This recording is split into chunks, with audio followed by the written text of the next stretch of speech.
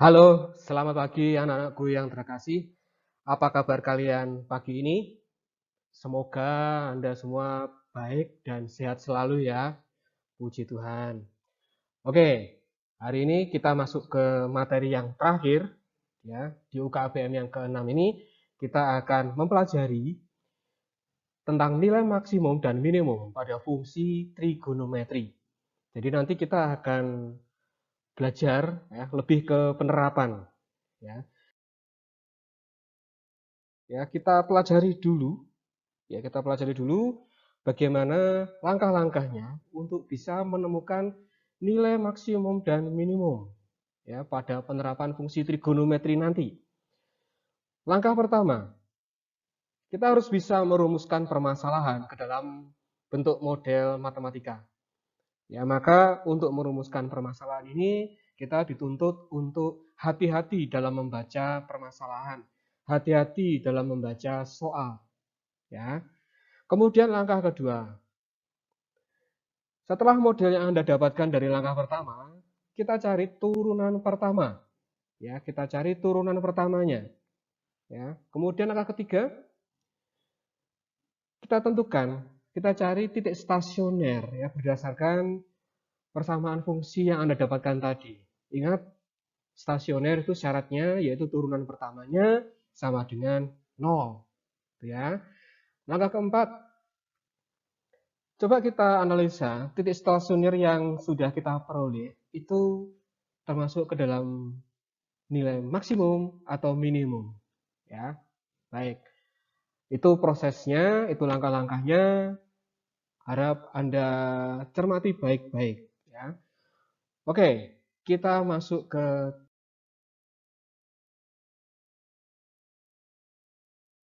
dalam kehidupan kita sehari-hari. Ya. Jadi ada sebuah talang air akan dibuat dari lembaran seng yang lebarnya 42 cm dengan cara melipat lebarnya menjadi 3 bagian yang sama. Nah, ini kita definisikan alfa. Ya, kita tentukan alfa yang menyatakan besar sudut dinding talang dengan bidang alas. Ada 3 pertanyaan. Yang pertama, ukuran talang. Ya, bagian alas berapa, atasnya berapa, tinggi talangnya berapa. Nanti kita diminta menyatakan dalam alfa. Kemudian yang kedua mencari persamaan luas penampang ya dalam bentuk alfa. Yang ketiga, besarnya alfa agar air yang tertampung sebanyak-banyaknya atau semaksimal mungkin. Ya.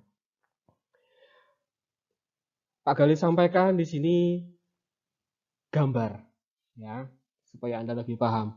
Ada selembar seng, lebarnya 42 cm. Itu yang warna biru itu ya. Kita ibaratkan selembar seng. Kita lihat dari penampang samping. Kita bagi menjadi 3 bagian. Ya, ada bagian yang kiri, tengah, kanan. Ini harus sama. Jadi kalau misalkan di sini 42 cm, maka ini otomatis 14 cm ya masing-masing. Nah, ini dilipat. Nah, dilipat seperti itu. Sehingga tampak dalam bentuk talang yang ada airnya itu ya.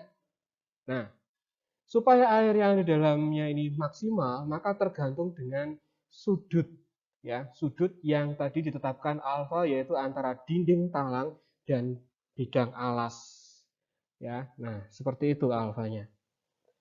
Nah, itu kira-kira penampang sampingnya ya. Jadi tampak sekali, oh berarti ini kita nanti harus mencari luas trapesium. Mengapa harus mencari luas trapesium seperti pertanyaan yang B ini?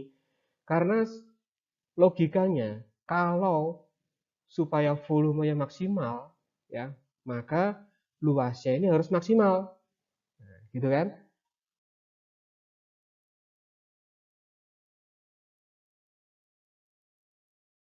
Nah, ya, seperti yang tadi kita bahas sebelumnya, ini penampangnya adalah bentuk trapesium yang warna merah itu.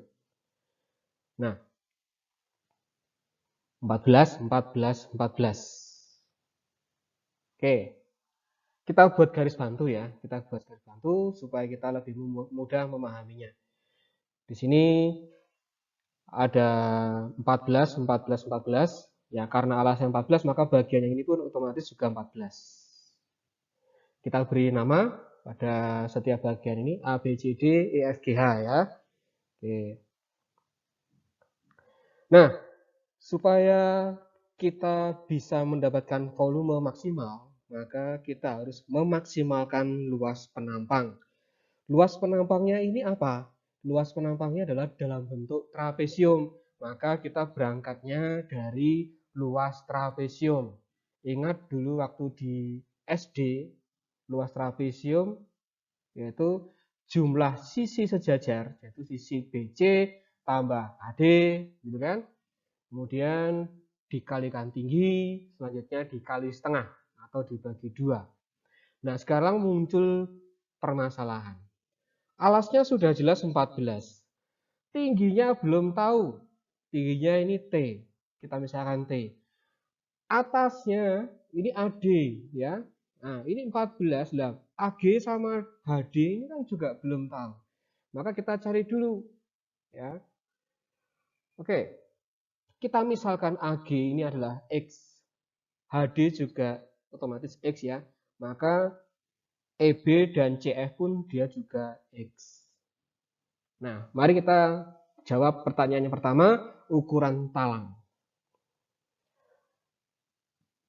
Kita ingat dulu waktu di materi sebelumnya, kelas 10 ya, tentang trigonometri, ya, ada perbandingan depan samping miring pada segitiga siku-siku. Mari kita lihat pada segitiga ABE. Ya, ABE. Untuk mencari T, yaitu AE, maka kita gunakan perbandingan sinus. Mengapa? Karena ini ada depan, AB-nya miring. Ya, depan per miring itu kan sinus ya.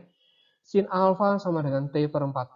Sehingga dari sini kita bisa dapatkan tingginya yaitu 14 kali sinus alfa. Kemudian bagaimana mencari X? Nah, ini kalau kita perhatikan, X-nya ini atau BE ini adalah sampingnya. Kemudian ada bagian AB ini miring. Samping per miring itu apa? Ya, kosinus alfa. Cos alfa yaitu X per 14. Samping per miring. Sehingga kita dapatkan X sama dengan 14 cos alfa. Lanjut. Tingginya sudah ada ya. Nah, sekarang menjawab pertanyaan. Alasnya 14 cm.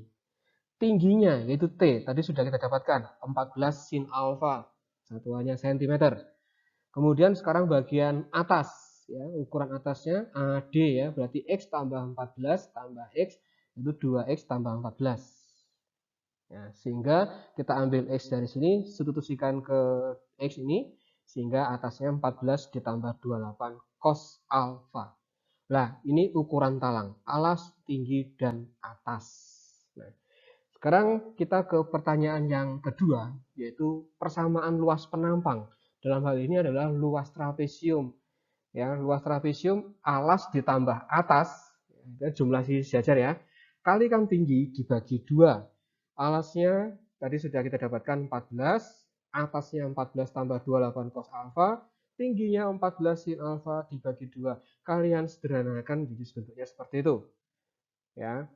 Kemudian kalau kita jabarkan menjadi kayak gini.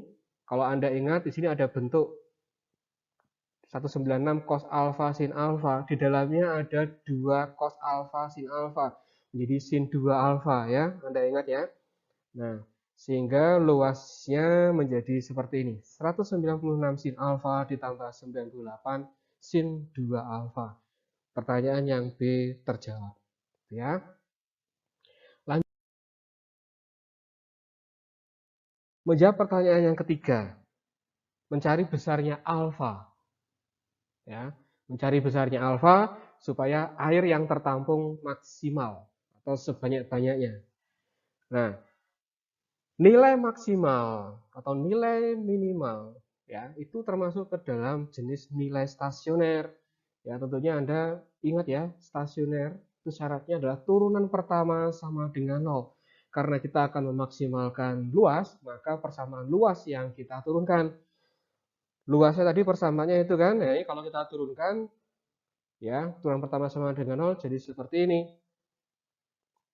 Ya, 196 cos alfa ditambah 196 cos 2 alfa. Semoga Anda tidak lupa bagaimana teknik menurunkan fungsi trigonometri, ya.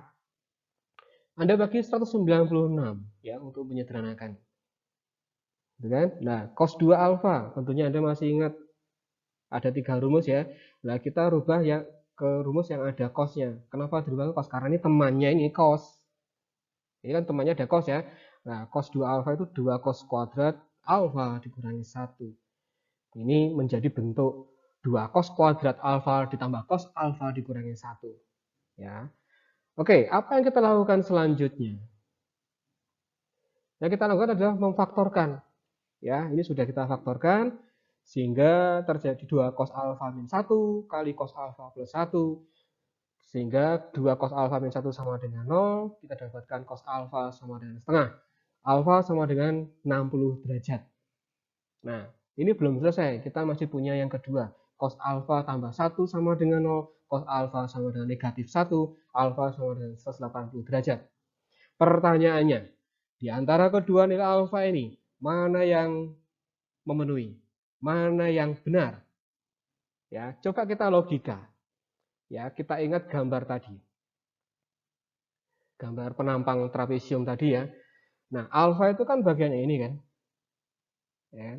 Seandainya ini 180 derajat, kira-kira masuk akal apa enggak? Kalau ini alfa 180 derajat berarti kan AB tumbang ke sini ya. CD tumbang ke kiri ya. Sehingga ini dia berimpit. Jadi nggak mungkin ada air yang bisa tertampung kalau alfanya 180 derajat. Ya. Sehingga untuk yang 180 derajat jelas tidak logis, tidak memenuhi. Nah, jadi yang memenuhi adalah 60 derajat. Gitu ya, untuk menjawab ini. Oke, setelah ini kita akan lanjutkan. Ya, silakan dibuka UKBM kalian di halaman 33. Ya, 33 latihan 1. Kita akan coba bahas bersama soal nomor 6. Semoga pembahasan contoh ini Anda bisa memahami dengan baik.